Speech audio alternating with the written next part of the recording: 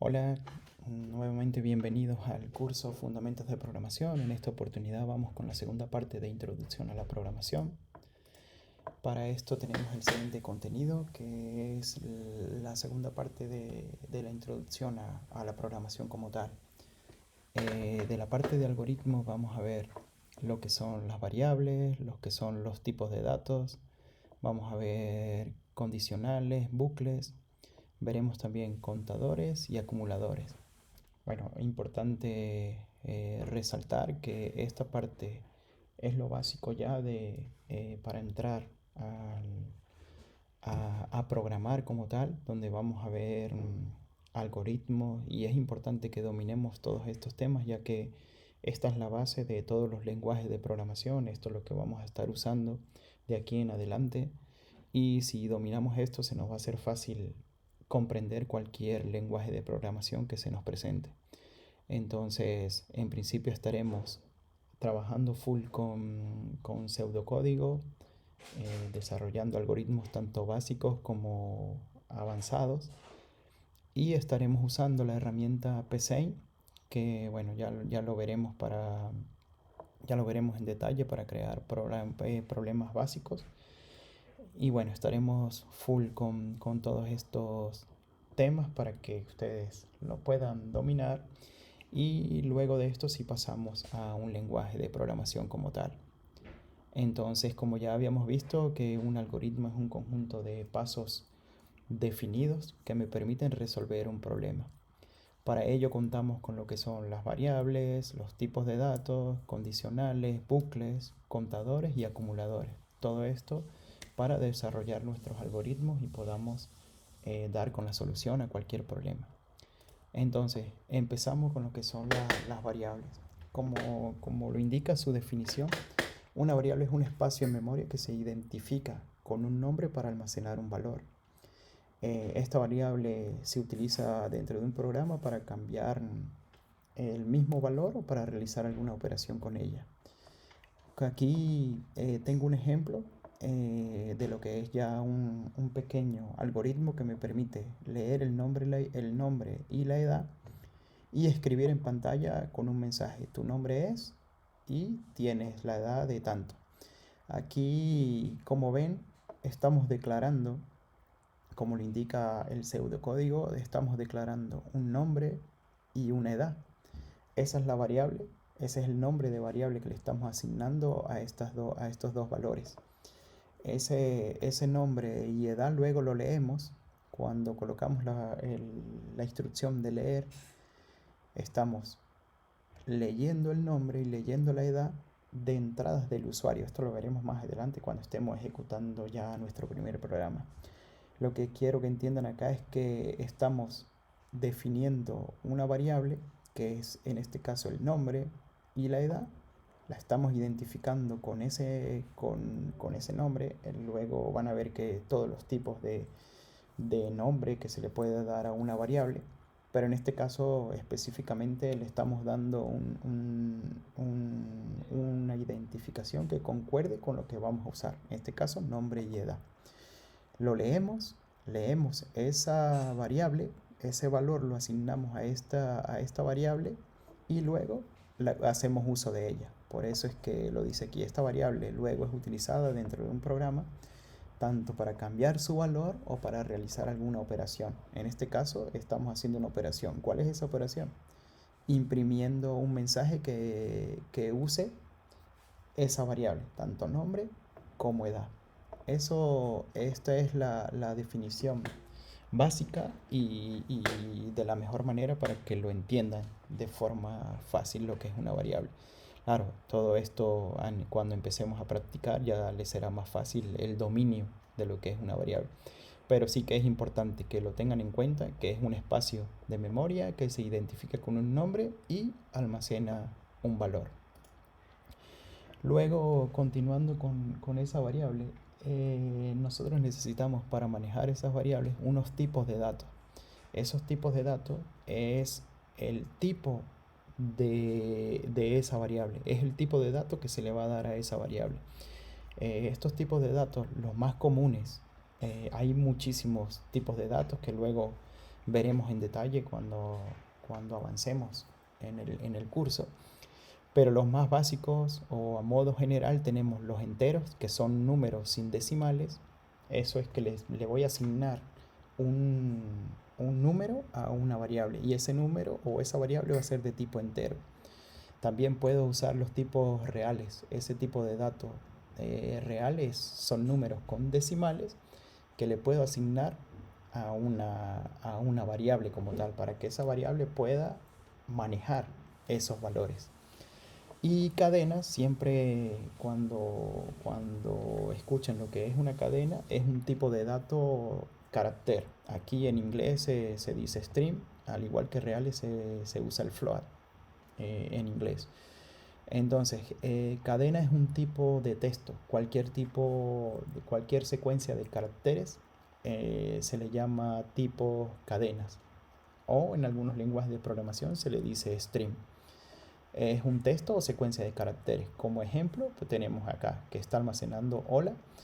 Los valores de cadena o de texto se colocan entre comillas, tanto comillas dobles o puede ser comillas simples. Comilla simple es la que es una sola. Entonces, siempre que vamos a identificar el valor de una cadena, lo hacemos con comillas dobles. Y tenemos los booleanos, que lo vamos a usar mucho también cuando estemos ya desarrollando algoritmos.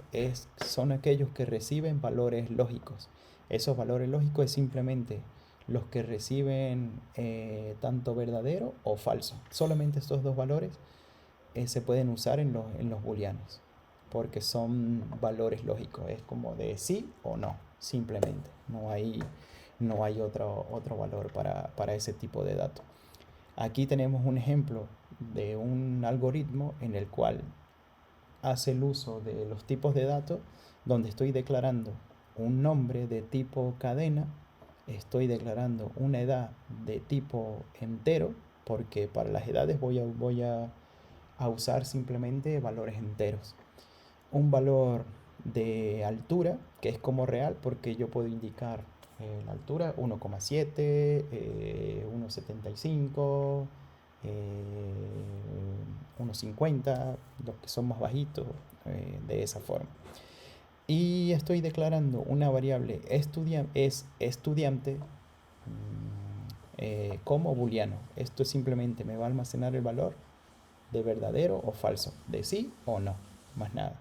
Hago la lectura de esos valores, de esas variables, y luego aplico unas condiciones. Estas condiciones las vemos más adelante, pero aquí es como se hace uso de esa variable. Si es estudiante, entonces va a imprimir este valor.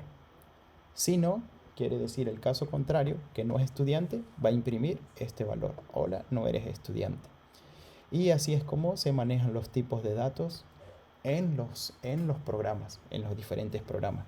No podemos mezclar que vamos a almacenar un tipo entero y vamos a darle un valor de una cadena, porque ahí es donde arrojan error los programas o los lenguajes de programación. Entonces, si se declara, pues se debe usar de esa misma forma. Caso contrario es un entero si se puede almacenar en una cadena, porque una cadena es cualquier carácter.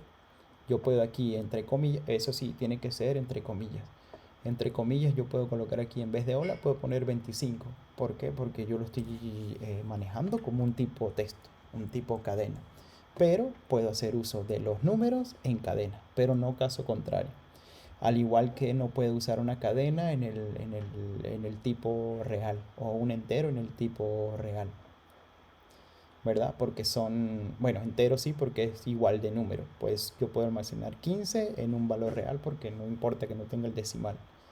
Solo que no puede ser caso contrario, porque serían valores incompatibles. O almacenar un número entero dentro de un booleano, o una cadena dentro de un booleano. Entonces, por eso es que se definen y existen los tipos de datos. Para, de manera concisa, se debe trabajar con el tipo de dato que le corresponde. Luego tenemos lo que son condicionales. Condicionales son instrucciones que permiten tomar decisiones en base a ciertas condiciones. Su diagrama de flujo se representa de la siguiente forma, como lo vimos en la primera clase. Esto es un rombo que indica la condición. Si esa condición se cumple, continúa el flujo y ejecuta las instrucciones que tenga para ello. Y si no, se sale de la condición o no entra ni siquiera acá y como quien dice, rompe el flujo y termina el programa o continúa la siguiente instrucción con las que no estén acá. Aquí tengo un ejemplo de ese algoritmo donde tengo un algoritmo para leer los números que son positivos, negativos o cero. Entonces leo el número. Aquí estoy definiendo, estoy leyendo la variable número. Si ese valor que yo le ingreso a número es mayor que 0, entonces va a escribir un mensaje que dice el número es positivo. Si no, si es menor que 0, el número es positivo. Y si no se cumple ni esta ni esta, quiere decir que el número es 0. Estoy enviando un 0. Esto luego lo vamos a ejecutar. Entonces lo que quiero que entiendan aquí es la condición que estamos usando. Ahí se me movió. La condición que estamos describiendo en este caso es una condición que me permite tomar decisiones. Aquí estoy aplicando la condición. La condición es si el número es mayor, si el número es menor o si no cumple ninguna de las dos.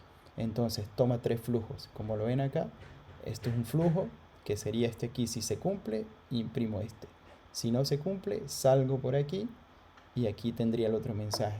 Y si no se cumple ni este, pues salgo por acá y termina el programa. Para eso es que se usan los condicionales. Y los condicionales, pues todo el tiempo a nivel de programación lo estaremos usando. Es como los algoritmos que les puse de ejemplo, de decidir si se lleva el paraguas o no. ¿Cuál es la condición? Bueno, verificar si va a llover o no va a llover. Si va a llover, me llevaré el paraguas. Si no, como no es necesario, no lo llevo. Entonces son 2 flujos que se toman de acuerdo a una condición. Para eso es que se usan los condicionales en programación. Y tenemos los bucles. Los bucles son instrucciones repetitivas. Es un conjunto de instrucciones repetitivas que se ejecutan hasta que se cumpla una condición. Tenemos varios tipos de bucles. Este bucle se llama mientras. Este tipo de bucle ejecuta un bloque de código. Un bloque de código es un conjunto de varias instrucciones, 3, 4, 5 llamadas a funciones X. Se repite, eso es un bloque de código, mientras una condición sea verdadera. Entonces el algoritmo de ejemplo es este donde dice declarar un contador como entero, ¿verdad? A ese contador le coloco el valor de 1 y yo voy a repetir. Esta instrucción me indica repetir, imprimir el valor del contador hasta que el contador sea menor o igual a 5. Pero necesito cambiar el valor de ese contador cada vez que lo voy usando.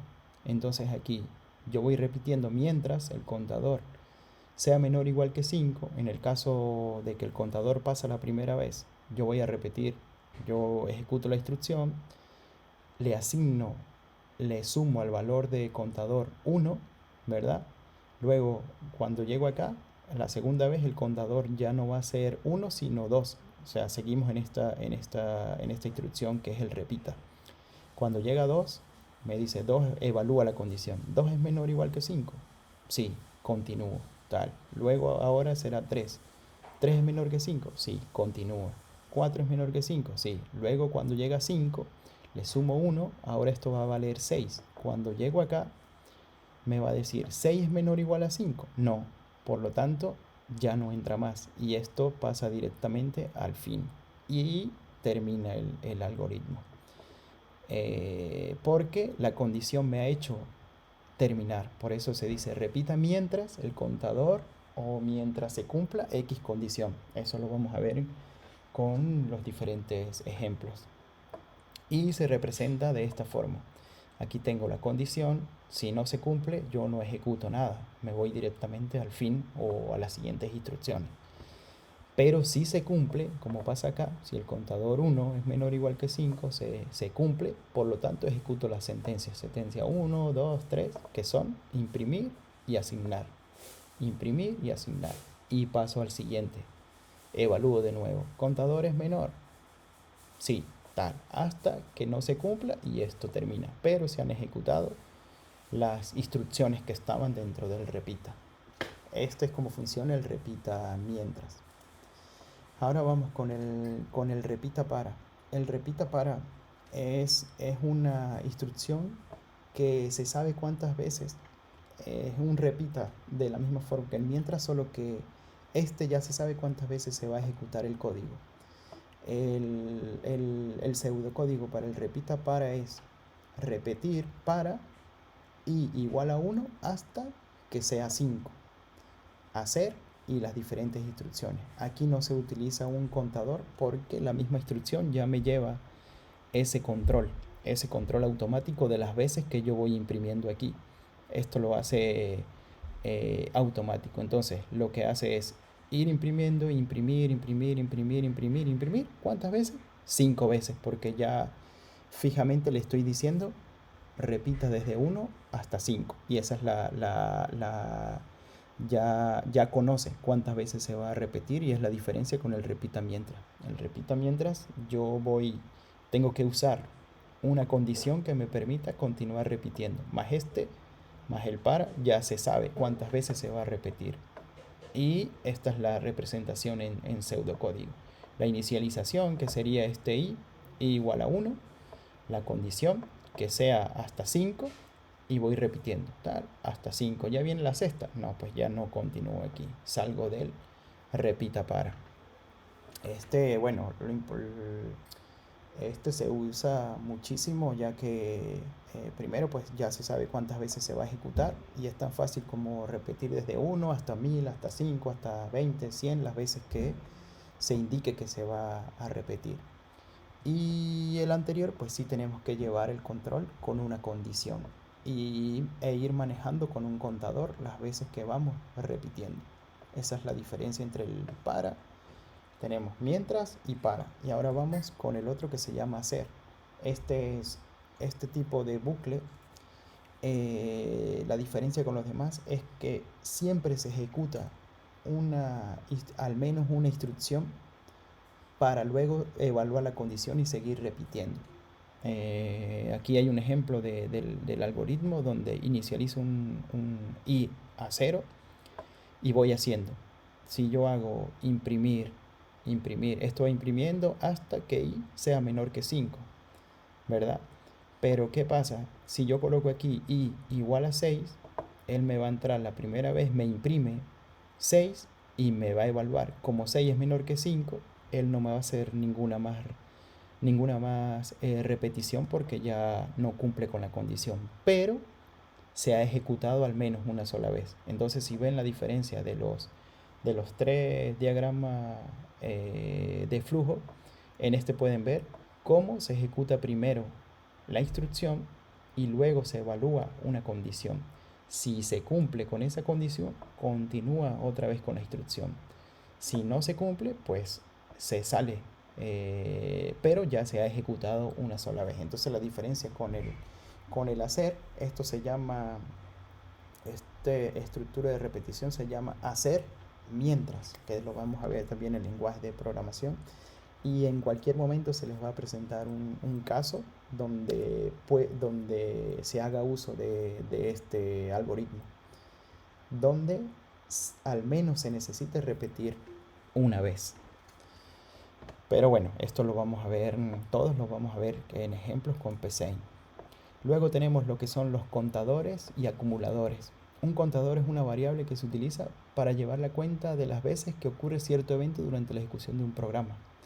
El contador, como lo vimos en el repita mientras, es una variable que se utiliza para llevar la cuenta de cuántas repeticiones. Aquí tengo un ejemplo que dice contar la cantidad de aprobados, en este caso para 30 alumnos. Si vemos, aquí estamos definiendo la calificación en un contador como entero y defino el contador, lo igualo a cero, la calificación igual a cero. Entonces voy repitiendo desde 1, desde que i es igual a 1 hasta 30 y voy pasando de 1 en 1. Este es el repita para. Perdón. Entonces voy escribiendo, ingresa la calificación del estudiante i. I es el valor de la variable inicial y voy avanzando. En este caso 1. Ingresa el valor de 1, lee la calificación. Si calificación es mayor o igual, aquí hago uso de la sentencia condicional. Si calificación es mayor o igual que 60, entonces voy a hacer un conteo, voy a llevar ese conteo. El contador de aprobados va a ser, como en este caso vale 0, yo ahora lo que hago es contador de aprobados va a ser igual al mismo contador de aprobados que era 0 más 1. Termino el fin de sit, termino el para y avanzo. Avanzo al siguiente estudiante. Ahora voy con el estudiante número 2. Recuerden que estamos en un ciclo de repetición. Por lo tanto, se va a estar repitiendo estas instrucciones que están acá hasta que se cumpla, hasta llegar a 30. Entonces, vuelvo a repetir, voy con el estudiante número 2.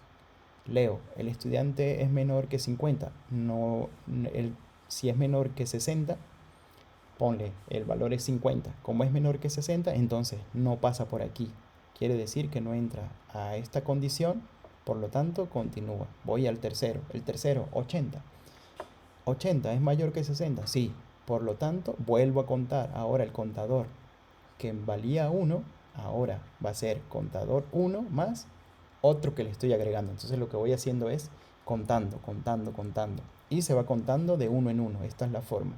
Un contador va incrementando o decrementando de acuerdo a la operación que necesitemos.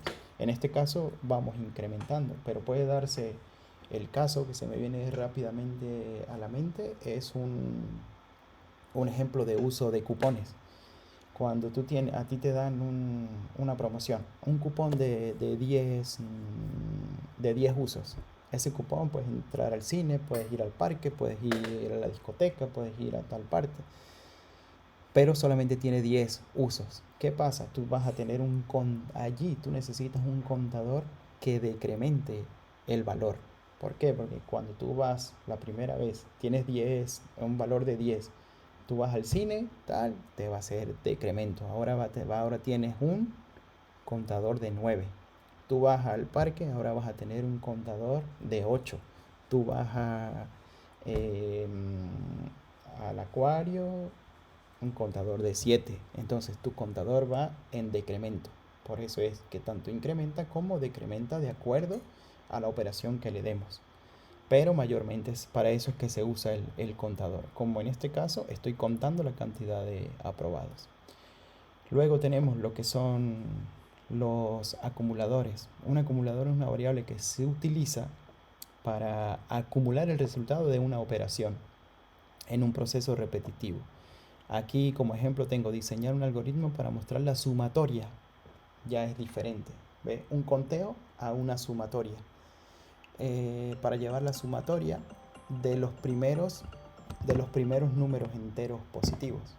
Entonces, en el algoritmo yo defino un acumulador que va a ser, siempre lo definimos con un valor de 0 y voy a repetir desde 1 hasta m. M es el valor que le voy a introducir, pero, o sea, en este caso serían por lo menos 5. Desde 1, repite desde 1 hasta 5. Y yo voy simplemente acumulando el valor de cada uno de ellos. En el primero vale 1, luego en el segundo vale 2, luego en el tercero vale 3, luego 4, luego 5 y ahí termina. Pero ese valor yo lo voy sumando acá. Fíjense lo diferente que es el contador con el acumulador. En el contador yo le estaba sumando aquí un 1. Ahora no, aquí yo le estoy sumando el valor actual que está pasando en la repetición. En este caso, el valor de 1. Pero la primera vez, en la segunda vez, es un 2, porque es la segunda iteración o posición. Y así sucesivamente hasta llegar a los 5 voy sumando y luego al final la sumatoria será pues la suma de los 5 primeros números que estoy leyendo o que estoy repitiendo. Uno 2 3 4 5 la suma de todos ellos me arroja al final la sumatoria porque estoy usando un acumulador para ello. Y bueno, esto es como se usa el acumulador. Ya hemos visto contadores, bucles para, el bucle mientras, condicionales, los tipos de datos y las variables. Esto es lo que tenemos para esta clase y ahora vamos en el siguiente video ya comenzaremos desarrollando cada uno de estos problemas, hacer un algoritmo que lea un nombre y lo imprima, hacer un algoritmo que lea un número e imprima si es positivo o negativo, hacer un algoritmo que lea la edad de una persona, imprima si es niño o mayor de edad, hacer un algoritmo que lea los datos de entrada y que indique que lea los datos de entrada hasta que se indique la palabra hola. Y hacer un algoritmo que lea la edad de 3 personas e imprima el promedio. Para esto vamos a realizar la práctica en el siguiente video. Y bueno, ya estaré con ustedes nuevamente. Gracias.